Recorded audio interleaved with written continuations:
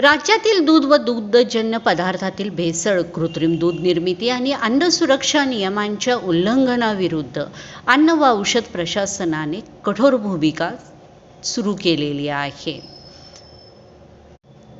सांगली जिल्ह्यामध्येही अन्न व औषध प्रशासनाकडून भेसळयुक्त दूध व अन्न भेसळी विरोधात जोरदार कारवाईचा धडाका सुरू आहे. याचा धसका घेऊन अज्ञात व्यक्तीकडून चक्क ओढापात्रामध्ये पाण्यामध्ये दूध ओतण्यात आलेले आहे.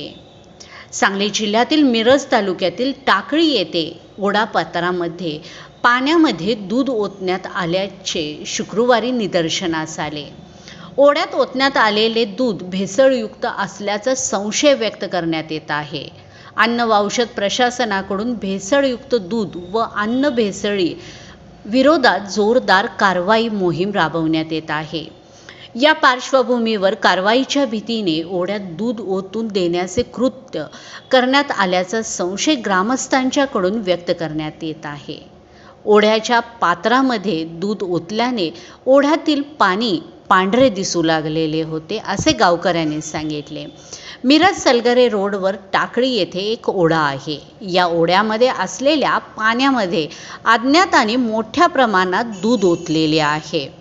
तेथील ग्रामस्थांना पाणी पांढरे दिसल्यानंतर त्यांनी याची माहिती घेतली. अज्ञाताने या ठिकाणी मोठ्या संख्येने दुधाचे कॅन ओतून रिकामे केल्याचे सांगण्यात येत आहे.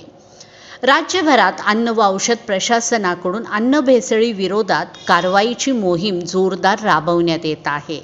2 दिवसापूर्वी मिरज तालुक्यातील सरगरे येथे दूध भेसळ करणाऱ्या दोघांविरुद्ध अन्न व औषध प्रशासनाने कारवाई केलेली होती. या कारवाईच्या पार्श्वभूमीवर कारवाई टाळण्यासाठी भेसळयुक्त दूध अशा रीतीने ओढा पात्रात ओतून नष्ट करण्याचा प्रयत्न करण्यात आला असावा, असा संशय ग्रामस्थ व्यक्त करीत आहेत. मात्र या परिसरामध्ये घडलेल्या या घटनेमुळे टाकळी परिसरामध्ये एकच खळबळ उडालेली आहे.